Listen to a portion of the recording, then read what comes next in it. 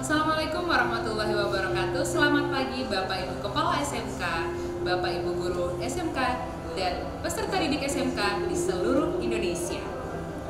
Pagi ini bersama Direktur SMK Bapak Bahrul akan menyapa adik-adik di seluruh Indonesia dalam rangka MPLS Masa Pengenalan Lingkungan Sekolah Baru. Baik, selamat pagi Pak Direktur. Selamat pagi, Assalamualaikum Waalaikumsalam warahmatullahi wabarakatuh. Gimana kabarnya Pak? Alhamdulillah baik Pak Dewi. Ya, semoga selalu sehat ya Pak ya. Alhamdulillah. Dan ya, tetap sehat lah. Tetap sehat. Kita harus tetap memperhatikan protokol kesehatan.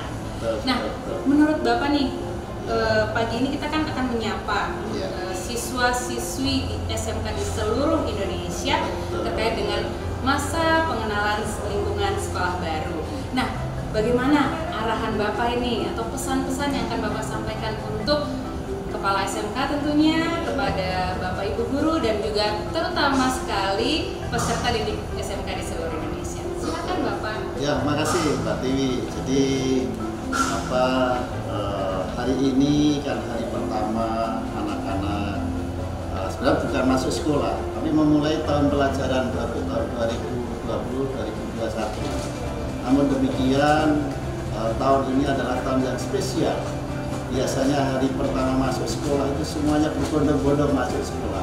Tetapi hari ini Bapak Ibu Guru, kepala sekolah, siswa melaksanakan masa pengenalan lingkungan sekolah di rumahnya masing-masing melalui daring dan lain-lain. Maka ini adalah sesuatu hal yang bisa kita syukuri juga, tapi ini merupakan sesuatu yang harus kita jaga secara bersama-sama. Untuk itu kami ucapkan terima kasih kepada Bapak Ibu Kepala Sekolah yang sudah bersiap ya Mbak Dewi, mempersiapkan ini semua karena sudah 3 bulan juga proses di masa pandemi ini dengan pembelajaran daring, ini juga masa pengenalan sekolah juga dengan daring gitu. Sehingga kami ucapkan terima kasih kepada kepala sekolah, kemudian juga kepada Bapak Ibu Guru. Saya kira persiapan materi semuanya kan harus dipersiapkan ini dengan baik. Dan yang tidak kalah pentingnya adalah adik-adik kita, anak-anak kita, siswa kelas 10. Ini kan terjadi satu proses perubahan dari yang sebelumnya dulu pendidikan dasar, sekarang ke pendidikan menengah. Apa yang membedakan Mbak Dewi kira-kira? Apa kira-kira itu Pak? Ya, yang pertama yang membedakan dari segi baju kan beda. Oh iya. Ya, bajunya kalau SMP kan putih biru ya. Kalau SLTA sekolah menengah kan putih abu-abu. Kemudian juga yang laki-laki kan ada bedanya. Apa kira-kira ya? Kalau dari segi baju, kalau SMP pakai celana apa? Celananya pendek Pak. Celana pendek kan gitu ya. Sekarang kan pakai celana panjang. Itu kalau secara fisik, tetapi bahwa pendidikan dasar dan pendidikan menengah pasti nanti juga akan terjadi perubahan-perubahan selama proses pembelajaran dan ada bedanya pasti di dalamnya. Saya kira itu Mbak Dewi. Ya, itu tadi yang disampaikan oleh Pak Direktur. Dan menurut Pak Direktur nih, apa kegiatan yang perlu dilakukan di dalam MPLS ini tiap tahunnya? Ya, ini kan kegiatan secara terus-menerus setiap tahun. Kenapa sih kok setiap tahun masa pandemi tetap dilakukan kan gitu ya?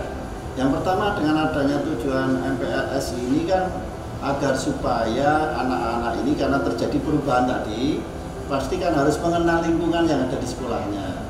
Pertama adalah mengenal lingkungan sekolah itu ya. Kalau luasnya sekolahnya besar, mungkin labnya di mana, tempat gurunya di mana, kepala sekolah di mana, ruang belajarnya di mana, ruang prakteknya di mana, itu juga tahu.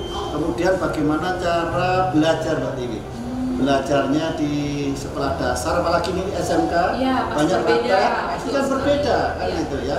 Itu yang berapa yang harus diperhatikan ya, sehingga perlu adanya pengenalan apa yang harus dilakukan, termasuk pengenalan sebenarnya waktu ngambil jurusan atau program keahlian itu jangan-jangan kan nggak tahu juga. Maka sekolah juga harus menjelaskan jurusan-jurusan yang ada di sekolahnya sehingga anak-anak adik-adik kita itu lebih paham tentang itu. Jadi kira-kira apa yang diharapkan Pak dengan adanya MPLS seperti yang Bapak sampaikan tadi? apa yang diharapkan dengan adanya MPLS, pengenalan tentang jurusannya terutama, hal yang paling krusial itu kira-kira apa ya Pak?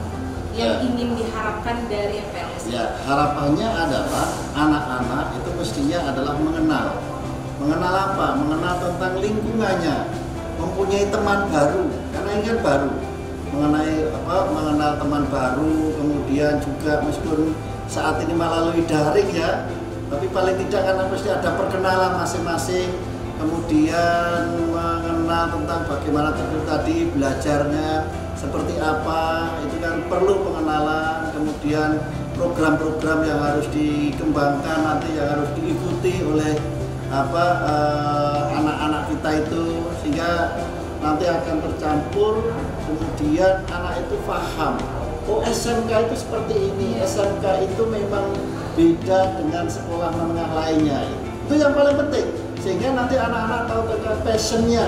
Ya, dengan pengenalan tadi paling tidak misalnya ada 2 hari, ada 3 hari, tapi lebih tahu tentang SMK itu sehingga lebih mencintai nantinya, karena SMK itu juga bisa bekerja, bisa juga ini melanjutkan ke pendidikan lebih tinggi lagi, pendidikan vokasi. Jadi bisa bekerja, bisa melanjutkan. Saya kira itu. Ya. Ke MPLS ini apakah merupakan bagian dari pendidikan karakter juga Pak? Ya, jadi ini sebagai awal saja. Pendidikan karakter nanti di SMK itu adanya budaya kerja, itu nanti secara berkelanjutan. Tetapi ini memperkenalkan dulu. Memperkenalkan dulu bahwa SMK itu karakternya lebih fokus kepada budaya kerja nantinya. Jadi ini bagian awal untuk menuju ke pembinaan karakter dari itu. Poin utamanya adalah bagaimana MPLS menjadi wadah untuk membangun budaya kerja, gitu ya Pak ya? Memulai untuk membangun budaya kerja. Nah, tadi Pak Direktur sudah menyampaikan pesan untuk siswa-siswi SMK di seluruh Indonesia yang baru saja yang akan mengikuti jenjang baru dalam kehidupannya di sekolah menengah kejuruan. Nah, kira-kira untuk siswa sudah dan tentu yang paling menjadi ujung tombak dari siswa SMK dapat sukses adalah guru-gurunya nih Pak. Betul, ya. Apa pesan untuk guru-guru SMK di seluruh Indonesia Pak? Ya, silakan Pak. Ya. Pesan yang pertama bahwa didiklah anak-anak kita, peserta didik kita, siswa kita sesuai dengan passion dari anak itu. Dia ingin mencapai apa yang dia inginkan, bimbinglah dengan baik. Saya yakin Bapak Ibu guru bisa untuk melakukan itu dengan kesabaran. Kemudian guru tidak sekedar mengajar, tetapi guru adalah membimbing. Guru sebagai motivator, guru sebagai mentor, guru sebagai coach. Coach itu kadang-kadang gurunya itu nggak tahu, tetapi bisa mengarahkan agar siswa ini untuk mencapai tujuannya tadi. Ya, saya kira itu Pak. Itu ya pesan untuk guru-guru SMK di seluruh Indonesia. Terakhir Pak, sebagai penutup dari perbincangan kita yang seru ini, satu kalimat pesan untuk peserta didik siswa-siswi SMK di seluruh Indonesia. Satu kalimat. Ya, satu kalimat ya. Ya, kita semua harus bangga bahwa kita berada di keluarga SMK, sehingga harus kita gaungkan SMK bisa, SMK hebat, vokasi kuat menguatkan Indonesia. Terima kasih Pak Direktur yang sudah bergabung bersama kita untuk menyapa adik-adik di seluruh Indonesia. Baik, demikian perbincangan hangat dengan Direktur SMK Bapak Bahrun. Sampai jumpa lagi. Assalamualaikum warahmatullahi wabarakatuh.